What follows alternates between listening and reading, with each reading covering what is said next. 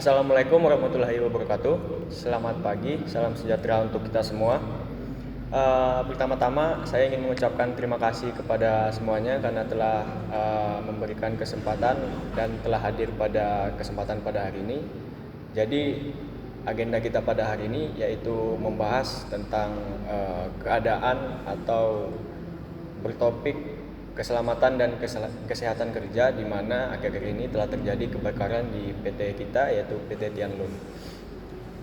Pada topik ini yaitu pencegahan dan penanggulangan kebakaran di PT Tianlun. Mengapa penting? Karena kebakaran ini merupakan sesuatu hal yang sangat merugikan perusahaan, sangat yang disayangkan dan mengancam keselamatan kita semua. Oleh karena itu, mari kita mengikuti pertemuan pada hari ini dengan baik, dengan sebagaimana mestinya untuk nantinya mendapatkan output yang terbaik. Kemudian jangan ragu untuk berdiskusi aktif dan sebagainya. Dengan begitu kita akan meningkatkan kesadaran dan kesiapan dalam menghadapi risiko kebakaran. Rekan sekalian, seperti yang kita ketahui, kebakaran adalah salah satu atau risiko terbesar di lingkungan kerja kita. Dampaknya bisa sangat luas, mulai dari kerugian hingga korban jiwa. Oleh karena itu, pemahaman tentang penyebab, pencegahan, dan cara penanggulangan kita terhadap kebakaran ini menjadi sangat penting di PT Tianlun ini. Kita memiliki banyak potensi risiko kebakaran di area kerja kita, seperti bahan yang mudah terbakar, kelistrikan, dan mesin yang panas. Maka dari itu ada beberapa hal yang perlu kita perhatikan dan pahami dengan baik. Baik, kita masuk ke topik utama kita ya. Jadi yang pertama, penyebab kebakaran.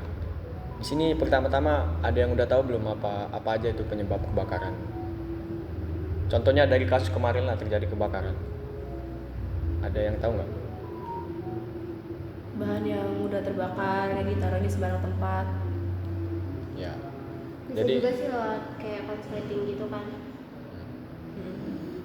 Jadi banyak sebenarnya penyebab kebakaran yang mungkin terjadi di berbagai tempat. Namun untuk kasus di PT kita ini terdapat 3 penyebab utama. Yang pertama yaitu hubungan arus pendek listrik, di mana di sini penyebabnya itu yang paling umum yaitu berhubungan dengan kabel. Nah, sambungannya yang longgar atau penggunaan alat elektronik yang berlebihan, yang mana hal itu bisa memicu percikan api. Terus selanjutnya ada penyebab bahan kimia yang mudah terbakar. Untuk bahan kimia yang mudah terbakar ini berhubungan dengan bahan kimia dan juga berhubungan dalam proses produksinya atau operasionalnya. Di mana di PT kita ini kan menggunakan beberapa jenis bahan kimia dan dalam proses produksinya. Di mana itu jika penyimpanannya tidak sesuai standar, maka itu bisa membahayakan keselamatan dan kesehatan kerja kita. Terutama dapat menyebabkan kebakaran, potensi kebakaran. Dan yang ketiga yaitu kelalaian penggunaan alat kerja, di mana di sini berhubungan dengan efek dari pekerjanya sendiri, di mana apabila kita meninggalkan mesin dalam keadaan yang menyala tanpa pengawasan atau tidak memastikan peralatan listrik setelah digunakan, itu dapat menyebabkan bahaya atau timbulnya potensi atau peluang kebakaran. Terus topik yang kedua yaitu upaya pencegahan. Untuk upaya pencegahan sendiri itu lebih fokus ke bagaimana kita menangani efek kebakaran tersebut atau kita menanggulangi sebelum terjadi. Yang pertama itu kita harus memastikan instalasi listrik yang terpasang dengan baik. Nah, ini tuh kita harus melakukan pemeriksaan rutin. Jadi terhadap instalasi listrik kita dipastikan semua peralatannya memiliki sertifikasi yang aman. Yang kedua yaitu menyimpan bahan kimia dengan prosedur yang aman. Di sini kita menggunakan wadah khusus yang sesuai jenis bahan kimia, di mana diberi label nama yang jelas dan disimpan di tempat yang memiliki ventilasi yang baik. Lalu yang ketiga yang terakhir yaitu menggunakan alat kerja SOP, di mana di sini dipastikan setiap pekerja memahami mengikuti prosedur segala macam sehingga memenuhi standar dalam menggunakan peralatan kerja. Dan yang topik yang terakhir yaitu tindakan saat terjadi kebakaran. Nah, ini berhubungan apabila terjadi lagi kebakaran di PT kita harus sudah mengetahui agar nantinya kita dapat dapat cepat tanggap apabila terjadi kebakaran. Yang pertama yaitu jangan panik dan segera tekan alarm kebakaran. Nah, di sini tuh kita harus siaga gitu ya. Maksudnya apabila terjadi kebakaran, alarm kebakaran ini merupakan salah satu fitur yang sangat baik untuk kita untuk memberikan sinyal kepada orang lain.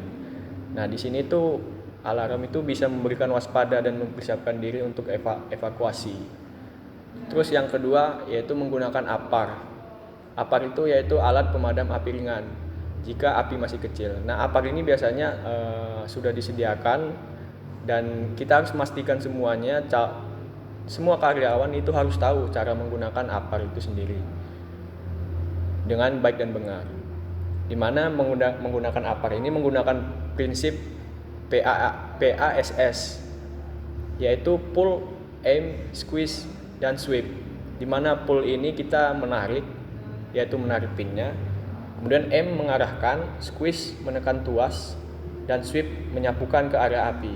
Nah, jadi itu nanti ditarik dulu, lalu diarahkan, kemudian ditekan, lalu disapukan, diarahin. Baik, setelah penjelasan tadi, ada baiknya kita membuka sesi diskusi untuk lebih dalam mengupayakan pencegahan terkait kebakaran ini. Setelah mendengarkan penjelasan tadi, marilah kita buka sesi diskusi. Saya sangat mengharapkan partisipasi aktif dari rekan-rekan semua. Mungkin boleh silahkan ajukan pertanyaan atau bagikan pengalaman terkait potensi apa saja, bahaya apa saja yang menyebabkan kebakaran, atau mungkin ada yang pernah mengikuti simulasi pemadaman api atau ada yang ingin dibahas, boleh angkat tangan atau berbicara. Boleh buat sharing. Makasih sebelumnya untuk penjelasannya. Saya mau bertanya, bagaimana cara memastikan semua karyawan itu benar-benar siap menghadapi situasi darurat kebakaran? Karena sering banget dalam simulasi banyak yang masih bingung, panik, arahnya mau kemana atau pemadaman caranya gimana. Nah, untuk terkait permasalahan tersebut, solusi terbaiknya ada baiknya itu kita telah mengikuti pelatihan, di mana pelatihan ini harus rutin dan disimulasikan sehingga rekan-rekan semua atau karyawan yang bekerja sudah tahu prosedurnya bagaimana. Kemudian solusi yang kedua itu membuat tim tanggap darurat, di mana tim ini nanti memiliki tanggung jawab khusus dalam situasi kebakaran dan memastikan mereka terlatih dengan baik. Kurang lebihnya seperti itu. Mungkin ada lagi yang ingin didiskusikan? Saya kan pernah melihat kasus ya, di mana alat pemadam api itu tidak berfungsi pada saat ingin digunakan. Kira-kira gimana cara kita mastiin bahwa alat pemadam api itu selalu dalam kondisi siap pakai? Nah, untuk alat pemadam api itu ya, APAR, itu ada baiknya kita selalu melakukan pengecekan ulang terhadap alatnya. Kita harus ngecek kadaluarsa alatnya juga. Nah, kalau kita sudah melakukan prosedur tersebut, biasanya kita udah tahu nih kesiapan alatnya itu gimana. Nah, nanti jadi ketika terjadi kebakaran, APAR-nya ini sudah siap pakai gitu. Kemudian jika ada kerusakan atau ketidaksesuaian jika ditemukan pada APAR-nya itu, mungkin kita bisa segera melakukan penggantian atau perbaikan gitu. Jadi sebelum terjadi kebakaran, peralatannya udah disiapin semua. Selanjutnya kalau dari aku ya, aku tuh punya pengalaman. Kalau dari saya punya pengalaman beberapa waktu yang lalu itu saya melihat ada kebocoran di kabel listrik di satu perusahaan, dan dari situ ada timbul potensi terjadinya kebakaran. Namun yang saya lakukan karena saya sudah mendapatkan pembekalan mengenai keselamatan di perusahaan ini tentang kebakaran, jadi saya langsung mencari seseorang di situ yang sekiranya dapat membantu saya gitu untuk melaporkan lebih lanjut supaya ada pihak yang lebih cepat dan tanggap menangani masalah tersebut.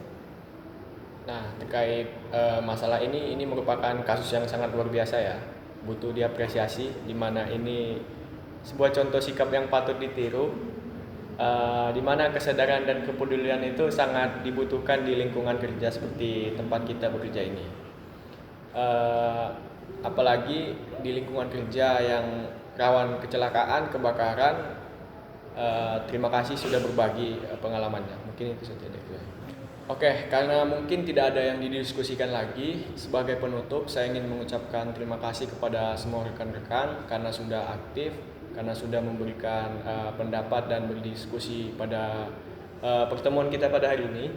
Jadi untuk kedepannya saya ingin kita mengikuti atau tetap antusiasme terhadap perhatian dan pencegahan yang telah kita bahas tadi, di mana hal tersebut merupakan sebuah hal yang sangat penting, terutama berhubungan dengan keselamatan dan kesehatan kita selama bekerja di PT Tianlun ini. Marilah kita menciptakan lingkungan kerja yang aman, nyaman bagi kita semua. Sampai jumpa di pertemuan berikutnya, dan tetap jaga keselamatan. Saya tutup, wabillahi taufik wal hidayah. Assalamualaikum warahmatullahi wabarakatuh. Terima kasih semua. Waalaikumsalam warahmatullahi wabarakatuh.